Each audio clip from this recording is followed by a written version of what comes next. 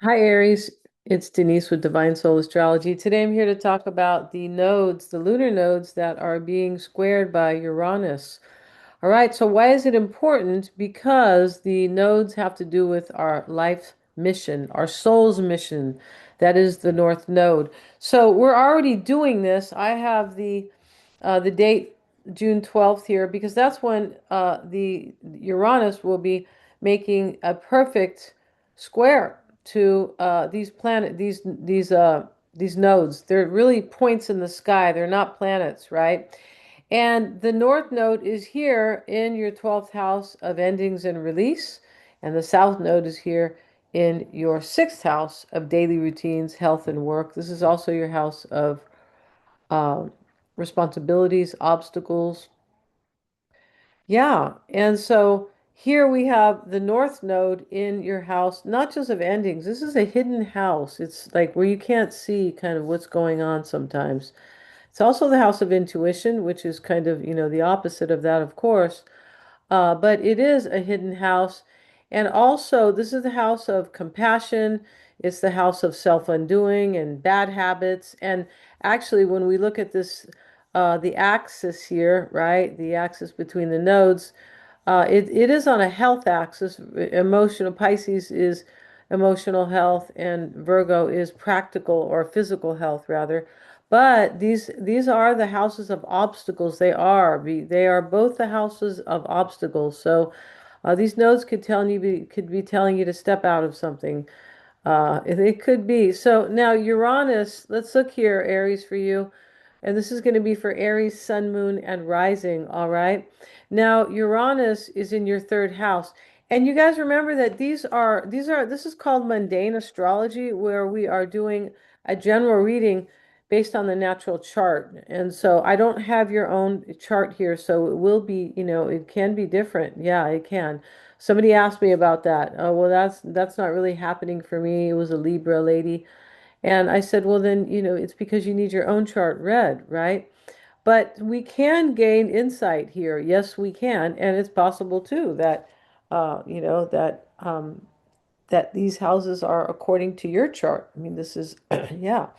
So anyway, getting back to this here, here you are. I have you on the ascendant in the first, which is the first house, and you represent the first house. And then we have Uranus is in your third house of plans and goals. This is thinking, communication, decisions, anything of the mind. It also has to do with our willpower and siblings, extended family. That's what that is, Aries. And it is also about short distance trip and whatever is familiar. Now, Uranus is there telling you to get out of the familiar because Uranus represents change, but Uranus comes in like a wrecking ball. It said, "Oh, you didn't want to do blah blah blah, and you don't want change. I need innovation here. The god of, Uranus, in the sky. I need innovation. I need progress. It is associated with social progress, and technology, that type of progress, right? Technological advances, Uranus, and here it is. So it's in this third house. And this is the house of information. So there can be something there, right? There definitely can be. Maybe you want to move into that kind of work because here's the South Node in your sixth house of work and service. We're going to have a look at that in a minute, okay? Uranus is in that third house. Now, it's the house of learning too, which is very important, right? Uranus could be trying to tell you something here, and it is in its own house. It is in its own this here, the third house for you, Aries, is the third house ruled by Mercury. So Mercury is ruling that. This is more powerful for you because you have the natural chart. Like the third house in the natural chart is Gemini and ruled by Mercury, but not everybody has it. I don't have my third house in Gemini, right? So I'm just saying it's kind of going because here we have Mercury ruling this as well. We have Mercury ruling Uranus and the game changer, the liberator, the disruptor, yes, and because it liberates, but it disrupts and it can destroy as well because it wants to change. Now, the South Node is being ruled by Mercury. So we have Uranus and the South Node. So for you, Aries, Mercury is very important here. And let's see where Mercury sits, though. I'm very curious. Oh, it's in Cancer right here. Yeah. So we'll go back to that in a minute. But as I said, there's something that you need to release over here, or maybe something you need to see. This is in your hidden house. And this can be that you, in order to kind of fulfill your potential or to move towards your life, your mission, your life path, or your soul's mission, okay? Your soul's mission is more important. It's deeper. I mean, whenever we get down to the soul, or when we start talking about our soul, right? It's very deep, right? It's really what we want. Now, it's really, it's our soul is the deepest part of us, right? So we have Mercury in your fourth house of emotional foundation. It's in Cancer, nurturing Cancer. This is also the house of home and family and your roots. And what keeps you kind of rooted emotionally, right? Grounded emotionally, kind of. So Mercury is telling you something here because it's ruling Uranus, and it's ruling the south node, especially the south node over here, and it's in your fourth house. So, um, yeah, and it is, that's interesting there. So Mercury wants you to see what's meaningful is here with Jupiter because Jupiter is ruling your 12th house of endings and release. Yeah, Mercury wants you to see what's meaningful. And it makes perfect sense because your soul's mission is meaningful, right? Mercury wants you to see the wisdom, gain, experience. Let go of something that could be limiting you here. The South Node is related to what we need to leave behind and what limits us. It can be, I feel like I said this, but I may not have. But the South Node is family, past lives, our roots and things like that. But it can be past wounds. Yeah, definitely. And things that no longer serve us. And they may be lack, something that is, rooted in lack that is hindering us. Okay.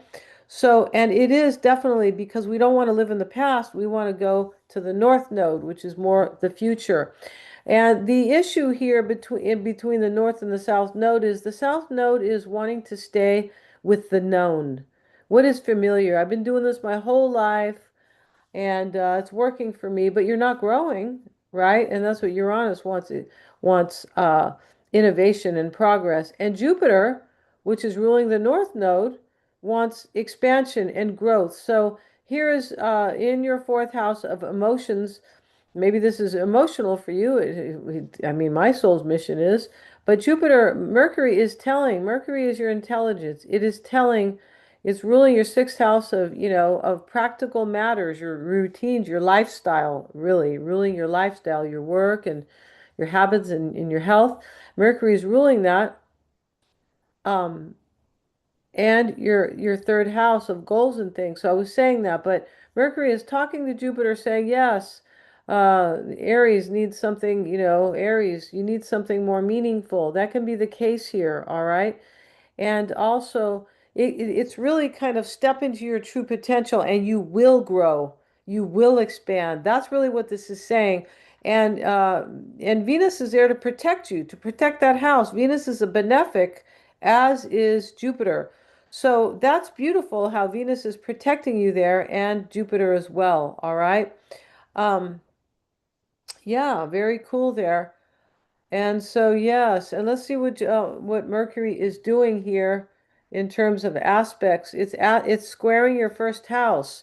Mercury is putting pressure on you to think differently about something or to, maybe, have a new plan or a new goal here because we know it rules that house.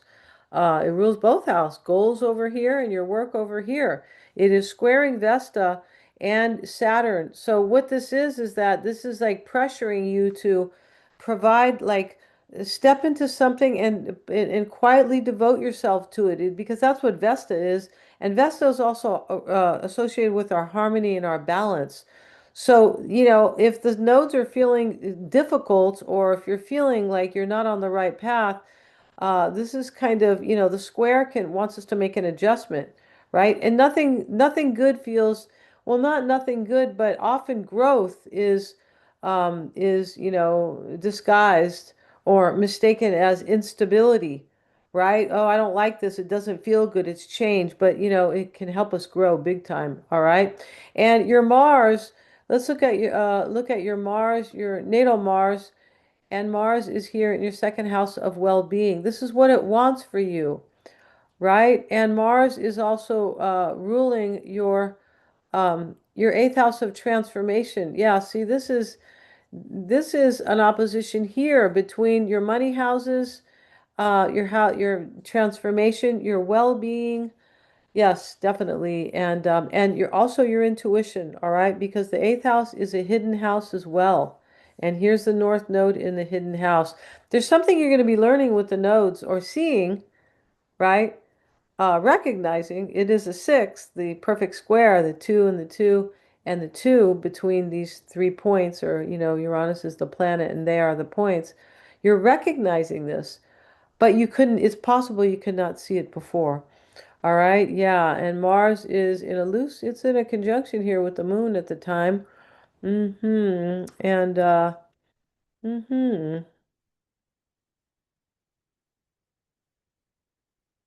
Yeah, so that's very good. It's in a conjunction um with the moon. And the moon is ruling your fourth house, where we see Mercury talking to Jupiter and Jupiter, kind of helping Venus. They're all helping each other here. And Mercury says, come on, be a little practical about it.